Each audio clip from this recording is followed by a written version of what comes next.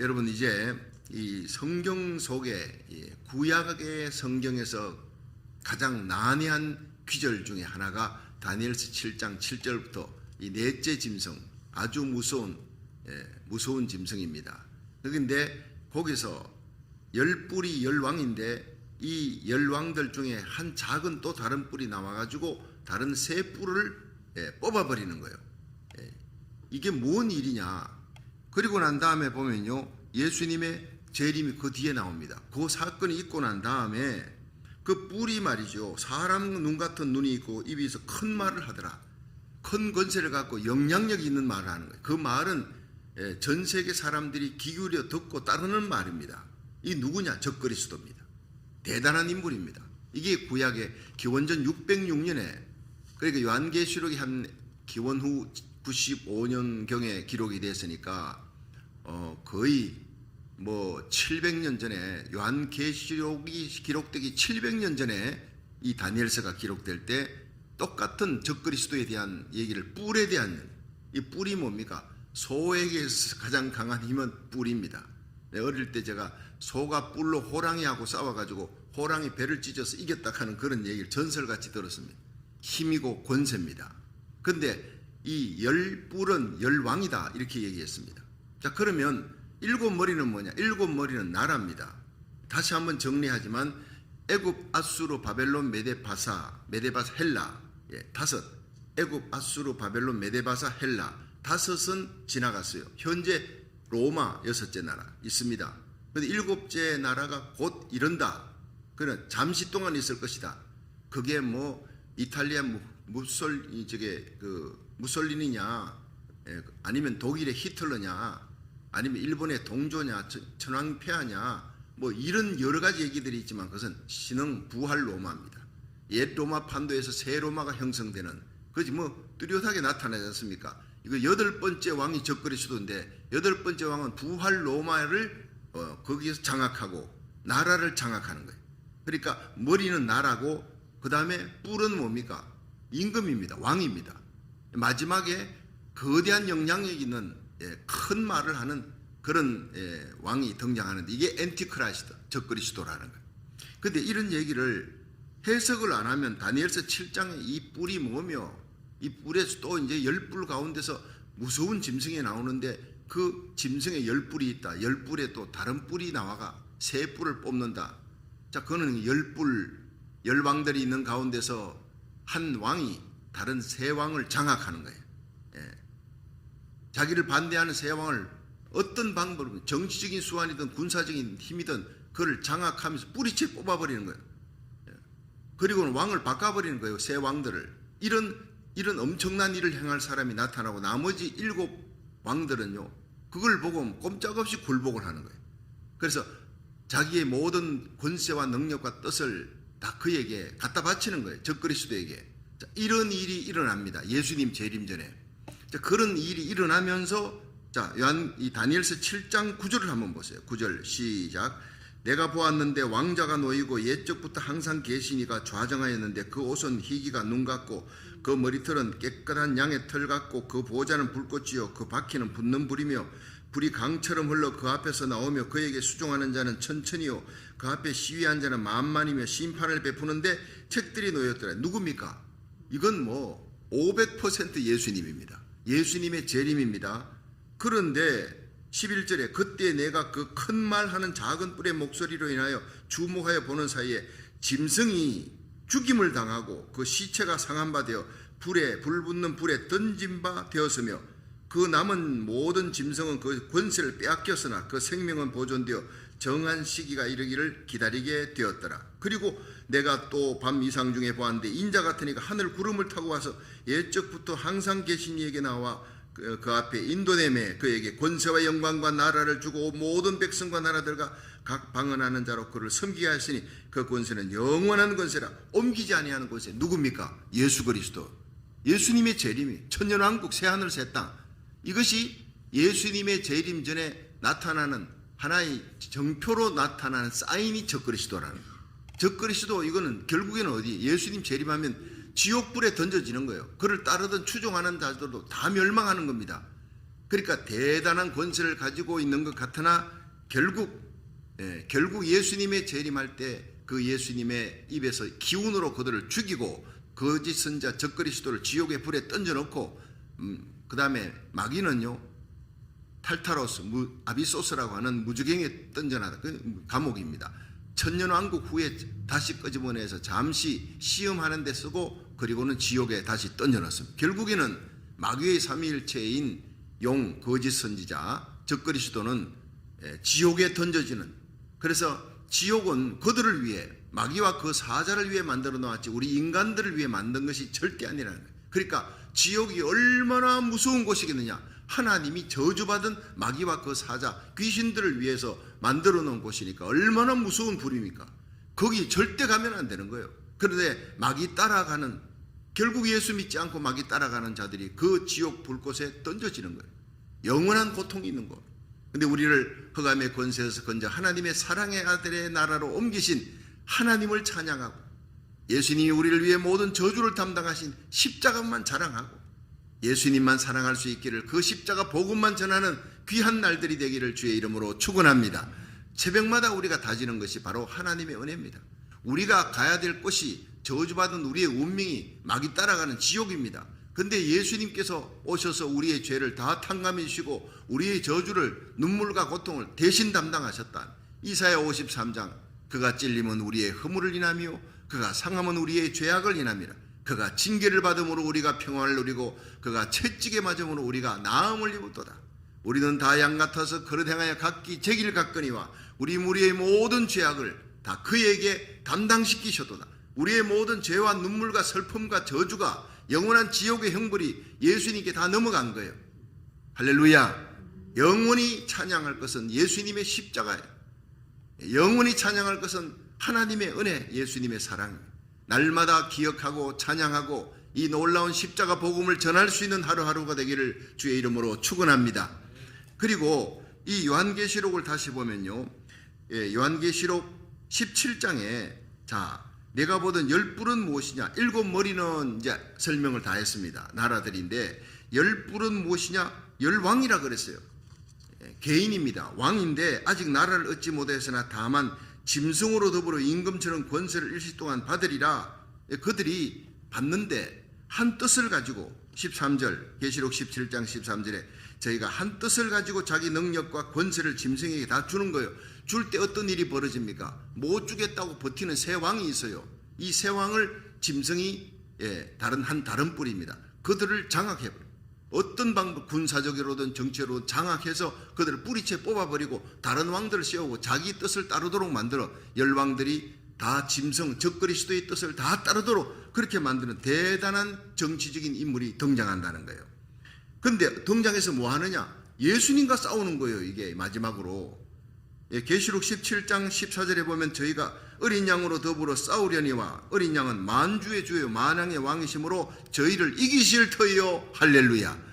이 다니엘서에 나오지 않습니까? 결국 그가 예수 그리스도가 나타나실 때 싸우는데 예수님이 이긴다. 그리고 심판을 베푸는데 책들이 놓였고 그리고 작은 뿔의 목소리 인하여 주목하여 보는 사이에 짐승이 죽임을 당하고 시체가 상한 바 되고 붙는 불에 던져지고 예수님이 와서 심판하고 그를 따르는 자들을 다 심판한다는 얘기가 다니엘서 7장 10절 이후부터 나오는 거예요.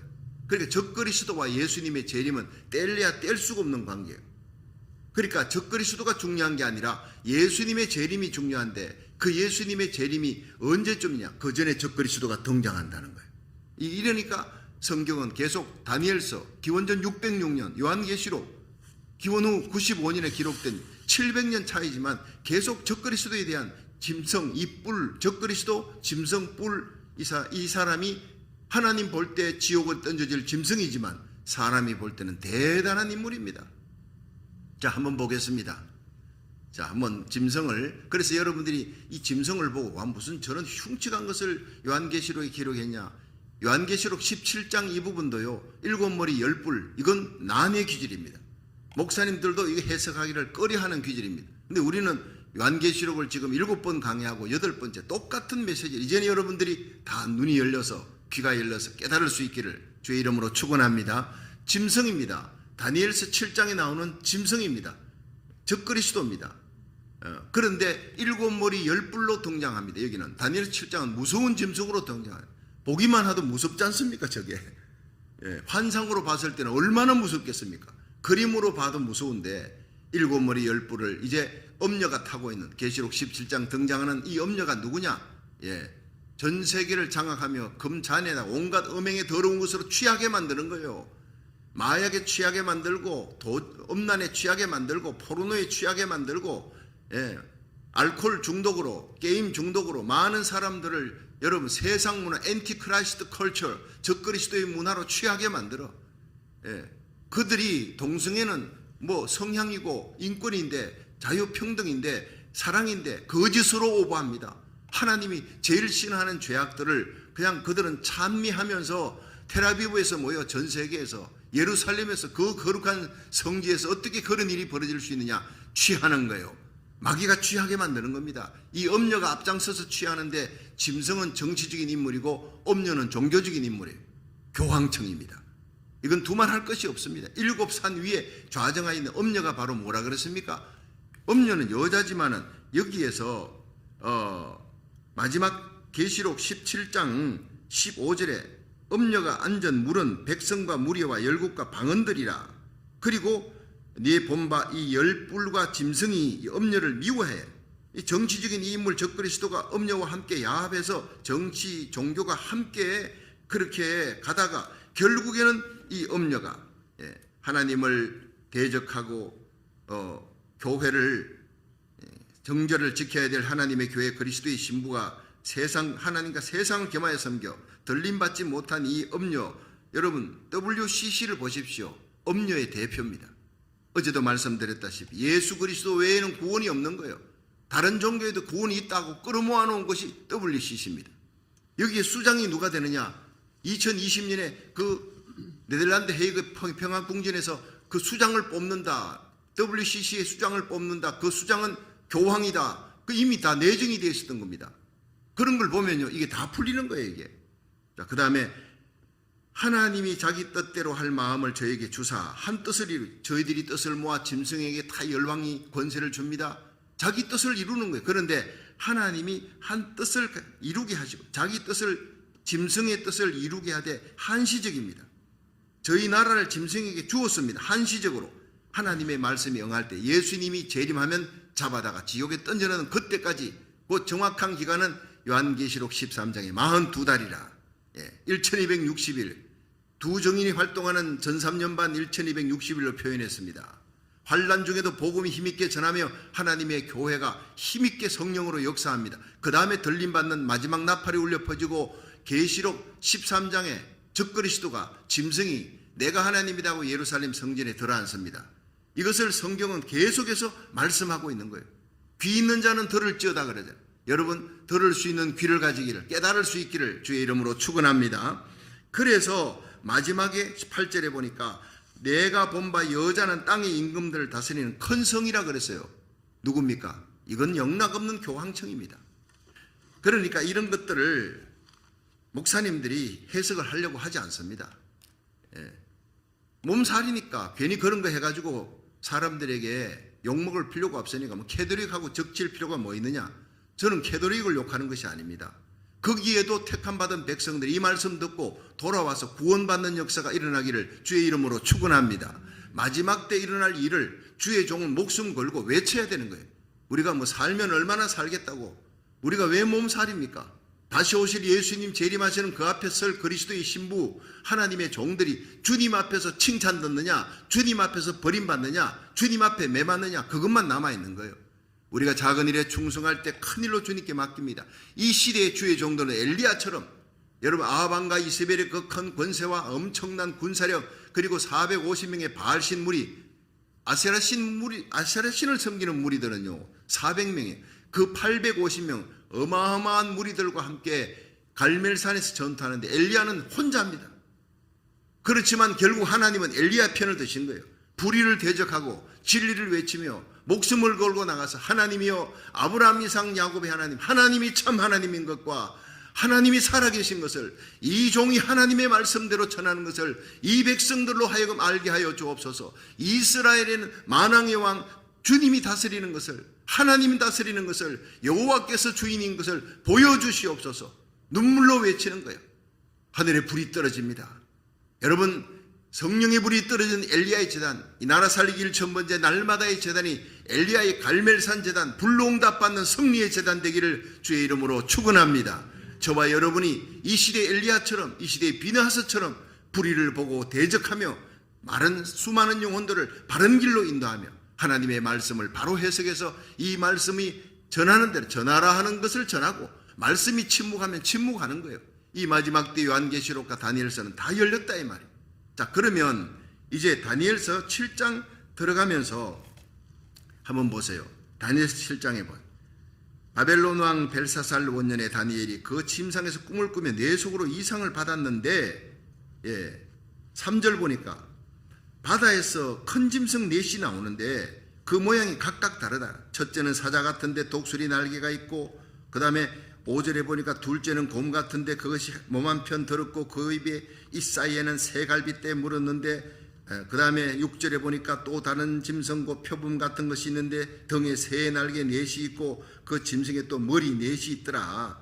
그리고 7절에 밤이상 가운데 내가 보니 그 다음에 본 짐승은 무섭고 놀라우며 극히 강하며 큰 처리가 있어 먹고 부스러뜨리고 나머지는 발로 밟고, 이 짐승은 전에 모든 짐승과 또 다르대요. 그러니까 사자하고 곰하고 표범하고 다르다는 거예요. 이게 뭐냐? 로마입니다.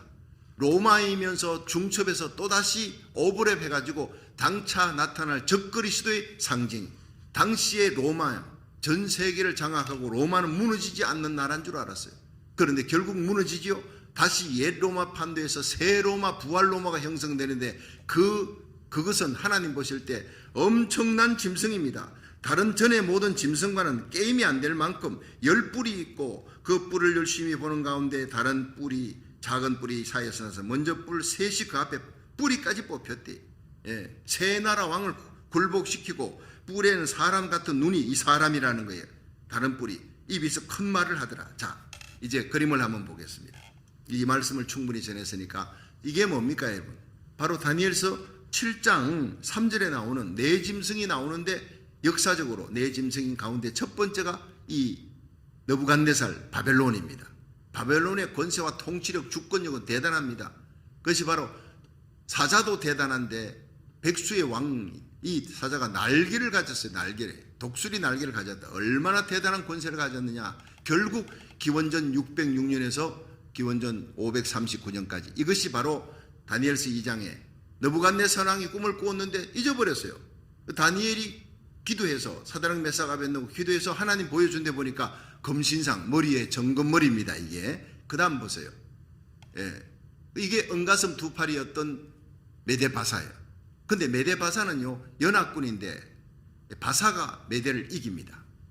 그래서 결국에는 곰이 한쪽 팔을 들어서, 이 바사 메데는요 군대가 50만, 한 번 나가면 50만, 100만 명을 막 끌고 나가서 싸우니까 거대한 군사력, 우직한 곰처럼요. 근데 한쪽 말을 들었다는 것은 뭐냐?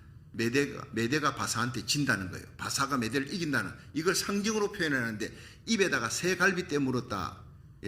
바벨론, 리디아, 이집트 이 세 나라를 장악하고 등장하는 이 메데 바사를 얘기하는 거예요. 이것은 은가슴, 다니엘서 2장의 은가슴 두 팔, 그 다음 세 번째 보세요. 이 표범입니다. 이 표범도 얼마나 빠릅니까?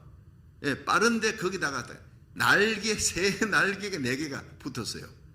빠른 데다가 새 날개 붙었어요. 얼마나 기동력이 민첩한 알렉산더 대왕입니다. 33세 인도의 겐지제 강가에서 죽었지만 그가 점령한 영토는 어마어마합니다.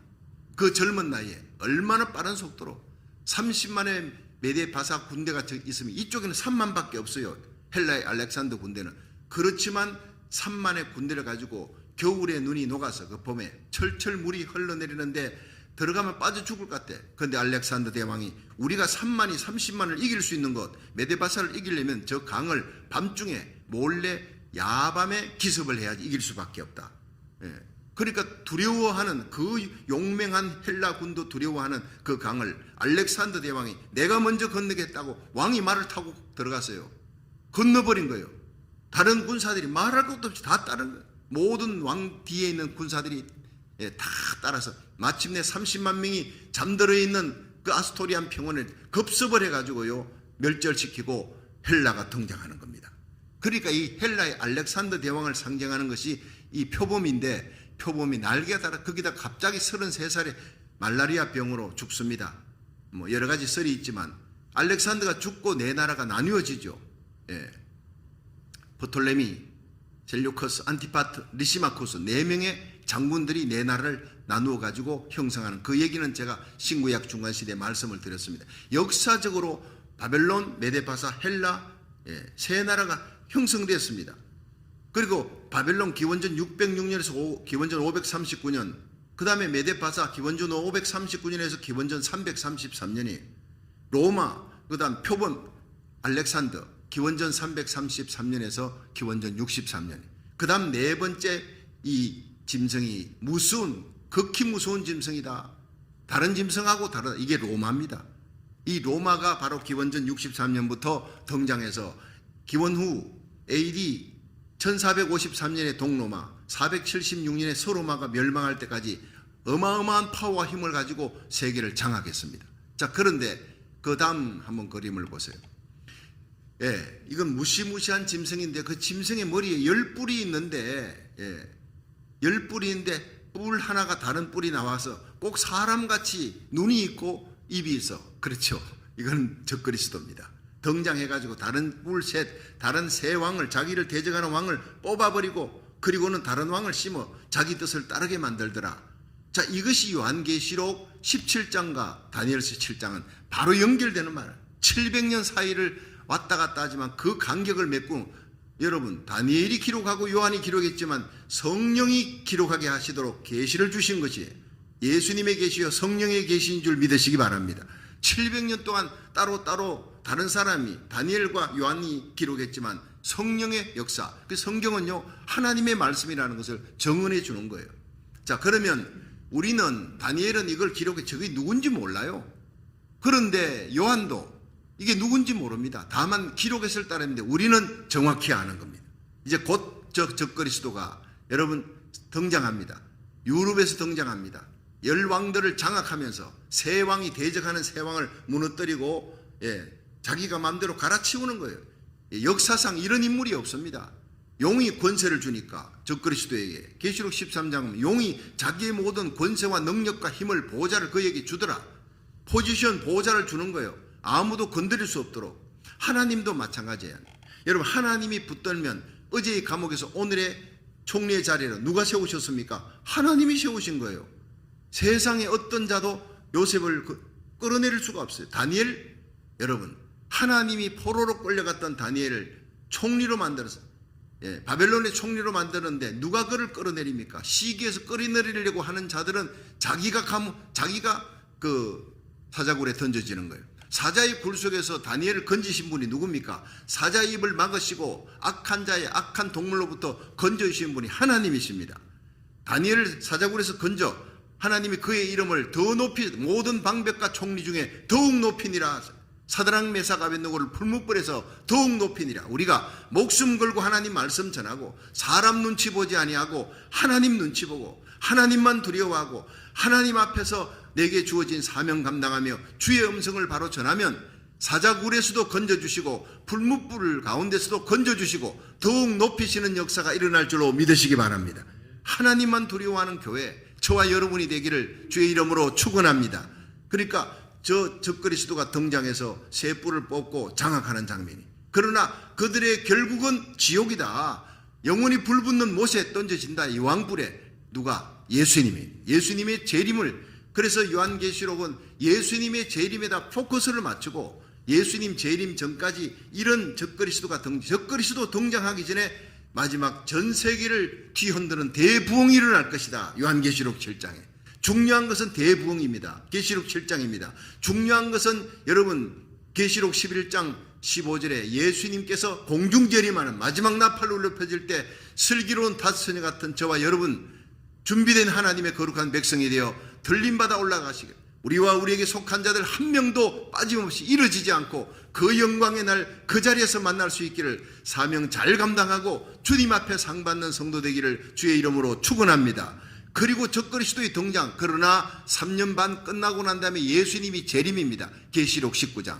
중요한 것은 예수님의 초림 십자가고, 중요한 것은 공중재림입니다. 중요한 것은 대부흥입니다. 중요한 것은 예수님의 지상재림입니다. 그리고 천연왕국 새하늘 새 땅에.